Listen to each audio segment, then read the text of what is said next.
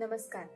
गरोदरपणातील आहारशैली या आपल्या वेबसिरीजमध्ये आजच्या शेवटच्या सत्रामध्ये मी डॉक्टर सोनाली वागळे तुमच्या सगळ्यांचं पुन्हा एकदा मनापासून स्वागत करते. तर मागच्या सत्रांमध्ये आपण काय काय बघितलं, तर आपण मागच्या सत्रात काय बघितलं याबद्दल थोडीशी रिव्हिजन करूया, बघूया आपण काय काय पाहिलं. तर मागच्या सत्रांमध्ये आपण बघितलं सगळ्यात पहिले म्हणजे गरोदरपणामध्ये काय समज गैरसमज असतात गरोदरपणातील आहाराविषयी आणि त्याला काय काय शास्त्रीय आधार आहेत याबद्दल आपण बोललो.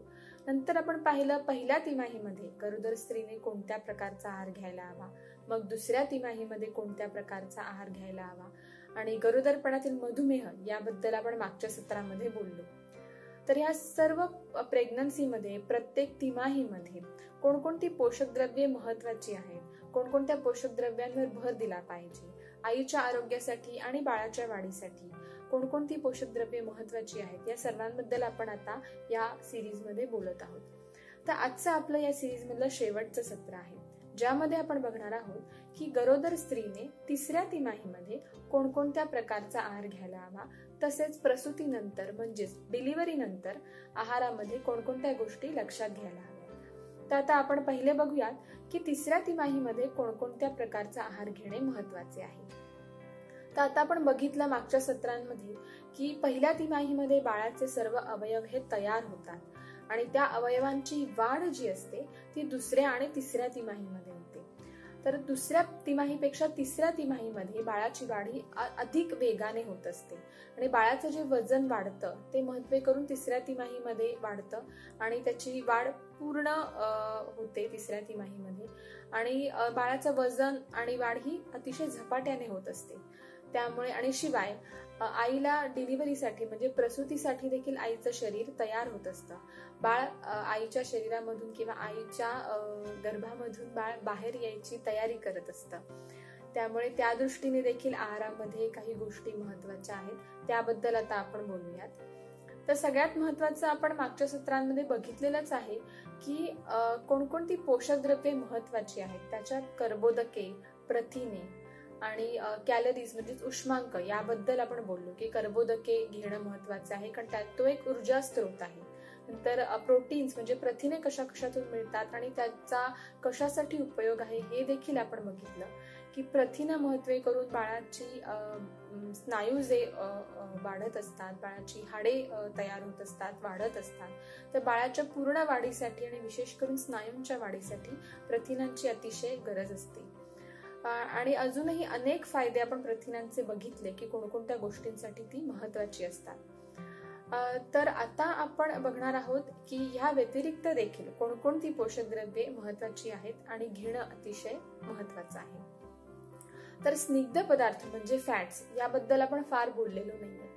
तर स्निग्ध पदार्थ हे आपण जे महत्वाची पोषक द्रव्ये आहेत, 4 पोषक द्रव्ये ज्याला आपण मॅक्रोन्यूट्रिएंट्स म्हणतो की कर्बोदके, प्रथिने, स्निग्ध पदार्थ या सगळ्यांमधून आपल्याला उष्मांक म्हणजेच कॅलरीज मिळतात.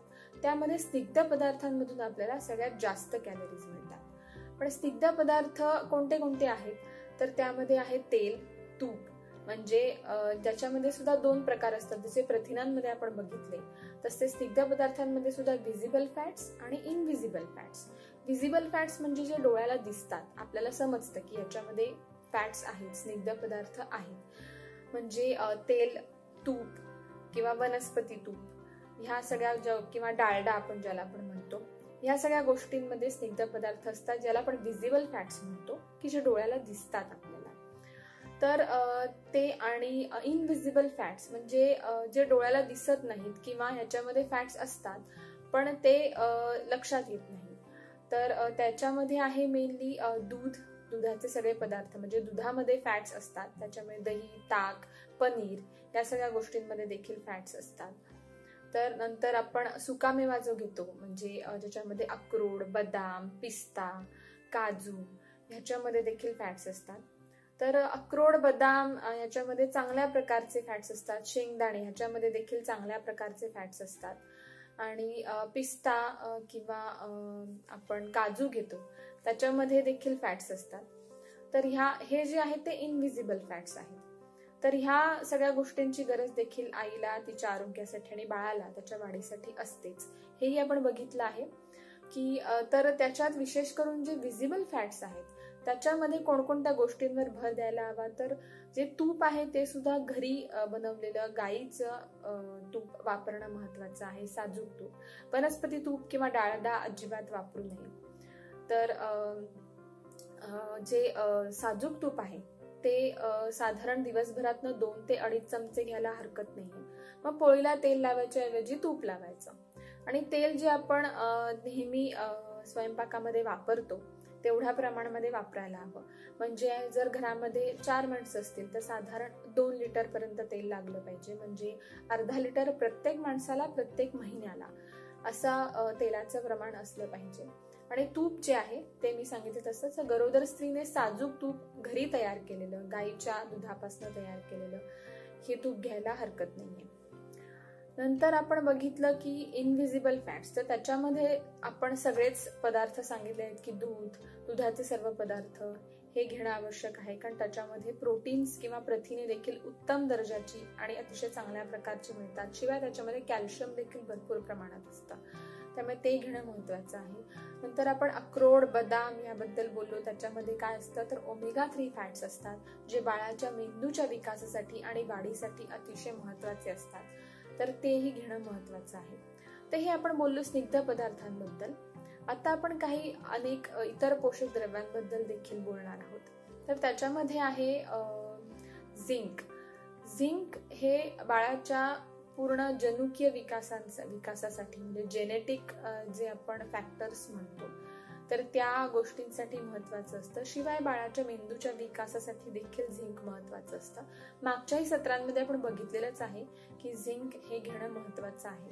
तर झिंक कशातून मिळतं, तर सगळ्या प्रकारचे जे बीन्स आहेत, बीन्स म्हणजे शेंगवर्गीय भाज्या किंवा त्याच्यामध्ये शेंगा आपण म्हणतो की घेवड्याची शेंग आहे किंवा वाल आहे, तर ह्याच्यामध्ये झिंक मिळतं.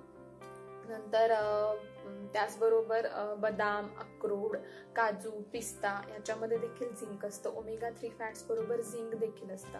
नंतर ज्या तेलबिया असतात, म्हणजे आपण शेंगदाणे बघितले किंवा जवस बघितले, तीळ बघितले, याच्यामध्ये देखील असतं. शिवाय सोयाबीन, दूध आणि दुधाचे पदार्थ याच्यामध्ये देखील झिंक काही प्रमाणामध्ये असतं. तर झिंक हे पोषक द्रव्य घेणं महत्वाचं आहे. ह्याच्याशिवाय आपण बघितलं की आयोडीन देखील महत्वाचं आहे. तर आयोडीन कशासाठी महत्वाचं आहे हे पण आपण मागच्या सत्रामध्ये बोललोच होतो. तर झिंक बरोबर आयोडीन हे देखील घेणं महत्वाचं आहे. तर त्यामध्ये आयोडीन हे विशेष करून बाळाच्या फिजिकल आणि मेंटल ग्रोथसाठी, म्हणजे बाळाची जी शारीरिक वाढ होत असते आणि शिवाय बाळाच्या मेंदूची वाढ किंवा मेंटल डेव्हलपमेंट किंवा बाळाचा जो मेंदूचा विकास होत असतो त्यासाठी देखील आयोडीन महत्वाचं असतं. तर ते मिळतं महत्व करून आयोडाइज सॉल्ट मधनं. आणि ह्याच्या बरोबरच आपण जेव्हा मी म्हटलं तसं की प्रसूतीसाठी म्हणजे डिलिव्हरीसाठी देखील आईचं शरीर तयार होत असतं आणि डिलिव्हरीच्या वेळेला सुद्धा काही प्रकारचे कॉम्प्लिकेशन्स होऊ नये, आईला कोणत्या प्रकारचा त्रास होऊ नये यासाठी देखील काही पोषक द्रव्ये महत्वाची असतात. त्याच्यामध्ये आहे व्हिटॅमिन के. म्हणजे जेव्हा प्रसूती किंवा डिलिव्हरी होते तेव्हा रक्तस्राव देखील भरपूर होतो, म्हणजे ब्लड लॉस होतो. सिझेरियन सेक्शन झालं किंवा नॉर्मल डिलिव्हरी झाली तरी, तर त्यावेळेला डॉक्टर्स हे व्हिटॅमिन के चे इंजेक्शन्स आधी देतातच. पण शिवाय आहारामध्ये पालक, ब्रोकोली, कांद्याची पात, कोबी, दुधाचे पदार्थ यामध्ये व्हिटॅमिन के असतं, ते देखील घेणं महत्वाचं आहे. तर हे सगळी जी पोषक द्रव्ये किंवा हे आपण अन्न घटक बघितले, हे पदार्थ बघितले, ह्याच्यामधनं अनेक इतर पोषक द्रव्ये देखील मिळतात, त्यामुळे ते आहारात घेतलेच जातात. आपण मागच्या सर्व सत्रांमध्ये बघितलेलंच आहे. तर नंतर प्रसूतीच्या किंवा डिलिव्हरीच्या दृष्टीने आयर्न किंवा लोह घेणं देखील महत्वाचं आहे, जे आपण दुसऱ्या सत्रात बघितलं होतं. कारण लोह कशासाठी महत्वाचं असतं तर हिमोग्लोबिन तयार करण्यासाठी, आणि त्यामुळे रक्ताची आपण जे रक्त तयार होतं, हिमोग्लोबिन तयार होतं शरीरामध्ये, त्यासाठी लोह अतिशय महत्वाचं असतं. तर रक्तस्राव आपण आत्ताच बोललो की रक्तस्राव जास्त प्रमाणात होतो डिलिव्हरीच्या वेळेला, प्रसूतीच्या वेळेला, तर त्या दृष्टीने लोह देखील आहारात घेणं महत्वाचं आहे. आणि ते कोणत्या कोणत्या गोष्टींमधून मिळतं हे तर आपण मागच्या सत्रात बघितलेलंच आहे. तर ही जी पोषक द्रव्ये आपण आता बघितली, त्याचबरोबर काही गोष्टींकडे अजून लक्ष दिलं पाहिजे ते म्हणजे उच्च रक्तदाब, किंवा आपण गरोदरपणातील मधुमेहाबद्दल सुद्धा बोललोच मागच्या सत्रामध्ये. तर प्रत्येक तिमाहीमध्ये म्हणजे पहिली सगळ्यात महत्वाची गोष्ट म्हणजे प्रेग्नन्सी राहायच्या आधीपासूनच, म्हणजे जेव्हा प्रेग्नन्सी तुम्ही प्लॅन करणार असाल किंवा गरोदर होण्यासाठी तुम्ही प्रयत्न करत असाल, त्याच्या आधीपासूनच तुम्ही तुमची रक्तातली साखर ही तपासणं महत्वाचं आहे, रेग्युलरली तपासणं महत्वाचं आहे. शिवाय रक्तदाब देखील तपासणं महत्वाचं आहे. आणि प्रत्येक तिमाहीमध्ये देखील रक्तातली साखर, रक्तदाब या गोष्टी तपासणं महत्वाचं आहे. तर गरोदरपणातील मधुमेह हा कोणत्याही तिमाहीमध्ये होऊ शकतो, किंवा आता जे आपण संशोधन केलेलं आहे त्यातून तर असं आपल्याला दिसून येतंय की तो आधीपासूनच असतो आणि त्याचं निदान हे गरोदरपणामध्ये होतं. त्यामुळे आधीपासूनच रक्तातली साखर आटोक्यात ठेवणं, वजन आटोक्यात ठेवणं हे महत्वाचं आहे. तर गरोदरपणातील मधुमेह आणि उच्च रक्तदाब या दोन्ही गोष्टींकडे लक्ष देणं महत्वाचं आहे. तर उच्च रक्तदाब हा गरोदरपणामध्ये वाढू शकतो. जसं आपल्याला गरोदरपणातील मधुमेहाचं निदान होतं, तसं रक्तदाबाचं म्हणजे उच्च रक्तदाबाचं देखील निदान होतं. तर त्यामुळे जेव्हा आपण मागच्या सत्रातही बघितलं होतं, जर रक्तदाब वाढला आईचा तर बाळाच्या वजनावरती, बाळाच्या वाढीवरती त्याचा दुष्परिणाम होतो. बाळाचं वजन कमी होतं, म्हणजे जेव्हा डिलिव्हरी होते त्यावेळेला बाळाचं वजन कमी असतं, तर बाळाची वाढ पूर्णपणे झालेली नसते किंवा त्यामध्ये काही कॉम्प्लिकेशन्स येऊ शकतात. शिवाय जेव्हा रक्तदाब वाढलेला असेल तर बाळाचे हृदयाचे ठोके कमी होऊ शकतात, त्यामुळे डिलिव्हरीच्या वेळेला हे कॉम्प्लिकेशन्स होऊ शकतात. तर त्यासाठी रक्तदाब आटोक्यात ठेवणं हे महत्वाचं आहे. तर त्यासाठी काय काय करायला हवंय, तर मिठाचं प्रमाण कमी ठेवणे महत्वाचे आहे. रक्तदाब आटोक्यात राहतो, यामुळे रक्तदाब देखील आटोक्यात राहतो. शिवाय जसं जसं बाळाची वाढ होते तसा पोटाचा आकार वाढतो, त्यावेळेला पायावर देखील प्रेशर येतं पूर्ण, त्याच्यामुळे तळपायाला सूज येऊ शकते. किंवा रक्तदाब वाढला तर शरीरामध्ये म्हणजे ज्याला आपण वॉटर रिटेन्शन म्हणतो ते देखील होतं, त्यामुळे देखील सूज येऊ शकते पायांवरती. तर त्यासाठी मिठाचं प्रमाण कमी ठेवणं महत्वाचं आहे. म्हणजे जेवणामध्ये शक्यतो वरून मीठ घ्यायचं नाही, जे आपण जेवणामध्ये घालतो तेवढंच मीठ घ्यायचं. वरून परत ताटात मीठ वाढून घ्यायचं नाही, एक्स्ट्रा सॉल्ट घ्यायचं नाही. नंतर पॅकबंद पदार्थ जे पॅक्ड फूड्स असतात ते लोणची, पापड, खारवलेले पदार्थ म्हणजे मीठ लावलेले पदार्थ ह्या गोष्टी घ्यायच्या नाहीत, कारण त्यामधून सुद्धा शरीरामध्ये अतिशय जास्त प्रमाणात सोडियम आणि मीठ दोन्ही जातं, त्यामुळे त्या गोष्टी घेणे टाळायला हवे. नंतर बेकरीतील पदार्थ ह्या गोष्टी टाळायला हव्यात. आता बदाम, अक्रोड, पिस्ता हे सुद्धा सॉल्टेड मिळतात, म्हणजे त्यांना तिखट आणि मीठ लावलेलं असतं, ते खाणं टाळायला हवं. साधे बदाम, अक्रोड, काजू, पिस्ता हे घ्यायला हरकत नाही. आणि शेंगदाणे देखील साधे घ्यायला हरकत नाही, भाजलेले किंवा गुळ शेंगदाणे असं घ्यायला हरकत नाही. पण खारवलेले किंवा मीठ आणि तिखट लावलेले जे शेंगदाणे पण मिळतात ते घेणं टाळावं, कारण त्याच्यातून देखील सोडियम किंवा मीठ भरपूर प्रमाणामध्ये शरीरात जातं. तर हे पदार्थ टाळले तर रक्तदाब आटोक्यात ठेवण्यास मदत होते. आणि या व्यतिरिक्त जर रक्तदाब वाढला तर डॉक्टर्स औषधं तर देतातच, पण आपण आहारामध्ये या गोष्टींची काळजी घ्यायला हवी. आणि गरोदरपणातील मधुमेहासाठी काय काळजी घ्यायला हवी याबद्दल तर आपण बोललेलोच आहोत, तर ते देखील मुद्दे लक्षात ठेवणं महत्वाचं आहे. कारण तिसऱ्या तिमाहीमध्ये देखील गरोदरपणातील मधुमेहाचे निदान होऊ शकते, की पहिल्या आणि दुसऱ्या तिमाहीमध्ये साखर नियंत्रणात असते, पण तिसऱ्या तिमाहीमध्ये ती वाढू शकते. तर त्यावेळेला काय काय करायला हवं याबद्दल आपण मागच्या सत्रात बोललेलोच आहोत, तर ते मुद्दे नक्कीच तुम्ही लक्षात ठेवा. आता आपण बोललो हे सगळं तिसऱ्या तिमाहीमधील आहाराबद्दल आणि प्रसूतीच्या दृष्टीने कोणकोणती पोषक द्रव्ये महत्वाची आहेत याबद्दल आपण बोललो. आता प्रसूती झाल्यानंतर म्हणजे डिलिव्हरी झाल्यानंतर देखील आहाराकडे लक्ष देणं महत्वाचं आहे. तर त्यावेळेला असं होतं की आहारामध्ये वेगवेगळ्या प्रकारचे गॅलॅक्टोगॉग्स घेणं महत्वाचं आहे. तर गॅलॅक्टोगॉग्स म्हणजे आईला डिलिव्हरी झाल्यानंतर बाळाला स्तनपान करणे महत्वाचे असते. म्हणजे आईचं दूध हेच बाळासाठी अतिशय महत्वाचं असतं आणि त्यातून सगळ्या प्रकारची पोषक द्रव्ये बाळाला मिळत असतात. त्यामुळे पूर्णपणे आईच्या दुधावरतीच बाळाची वाढ ही होत असते. सो त्याच्यामुळे आपण गॅलॅक्टोगॉग्स हे आहारामध्ये घेणं, त्या डिलिव्हरी नंतर त्या स्त्रीने आहारामध्ये गॅलॅक्टोगॉग्स घेणं महत्वाचं आहे. तर त्यात कोणते कोणते आहेत? सगळ्यात पहिलं म्हणजे दूध. त्या स्त्रीने दूध व्यवस्थित प्रमाणात घ्यायला हवे. त्याच्याच बरोबर मेथ्या, तर मेथीचे लाडू हे दिले जातात डिलिव्हरी नंतर. पण त्याचबरोबर मेथ्या ज्या असतात त्या थोड्या भिजवून त्याला मोड आणले तर ते तुम्ही सॅलड सारखं घेऊ शकता किंवा त्याची भाजी देखील करू शकता, कारण मोड आणल्यानंतर त्याचा कडवटपणा देखील कमी होतो. तर अशा पद्धतीने देखील मेथ्या तुम्ही घेऊ शकता. त्याच्याच बरोबर सगळ्या प्रकारच्या पालेभाज्या, नंतर लसूण. तर असं पण एक म्हणणं असतं की लसूण खाल्लं तर म्हणजे त्याचा वास दुधाला येईल आणि मग त्याच्यामुळे बाळ दूध पिणार नाही, तर असं काहीही नसतं. त्यामुळे लसूण खोबऱ्याची चटणी किंवा भाज्या ज्या बनवाल त्याच्यामध्ये लसूण, तर शक्यतो शिजवलेल्यापेक्षा कच्चं लसूण घेणं महत्वाचं आहे. त्याच्यामुळे चटणी किंवा जवस आणि लसूण हे घालून चटणी किंवा मग लसूण खोबऱ्याची चटणी ह्या गोष्टी आहारामध्ये घ्यायला हव्यात, जेणेकरून ते लसूण शरीराला मिळेल आणि त्याच्यातून दूध तयार होण्यास मदत होते. तर हे काही गॅलॅक्टोगॉग्स आपण बघितले जे महत्वाचे आहेत, ज्याच्यामुळे दूध तयार होण्यास मदत होते.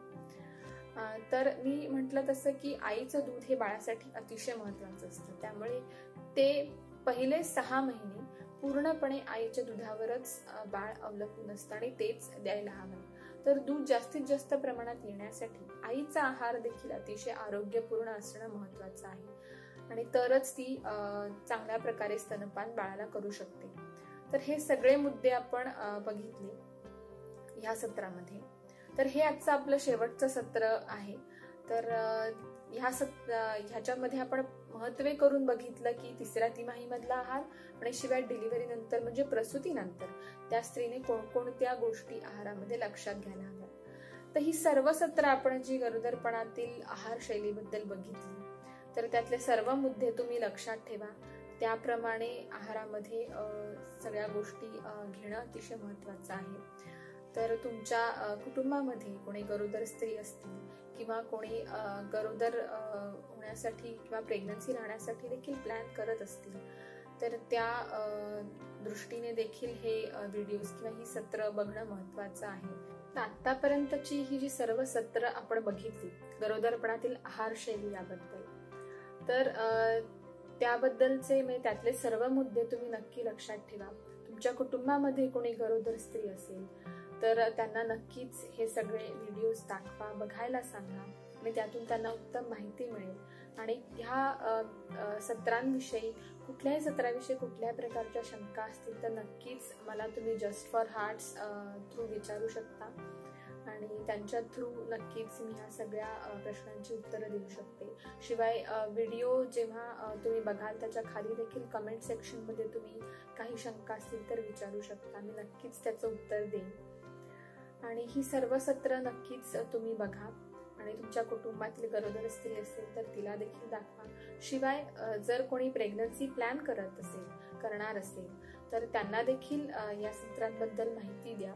म्हणजे गरोदर पण राहण्याआधीच किंवा प्रेग्नन्सी प्लॅन करण्याआधी जर या सगळ्या गोष्टींची त्यांना उत्तम प्रकारे माहिती असेल तर नक्कीच खूप आरोग्यदायी प्रेग्नन्सी किंवा आरोग्यदायी गरोदरपण हे नक्कीच ते एन्जॉय करू शकतात. त्या स्त्रीचं आरोग्य देखील उत्तम राहू शकतं आणि बाळाची वाढ देखील अतिशय चांगल्या प्रकारे होऊ शकते.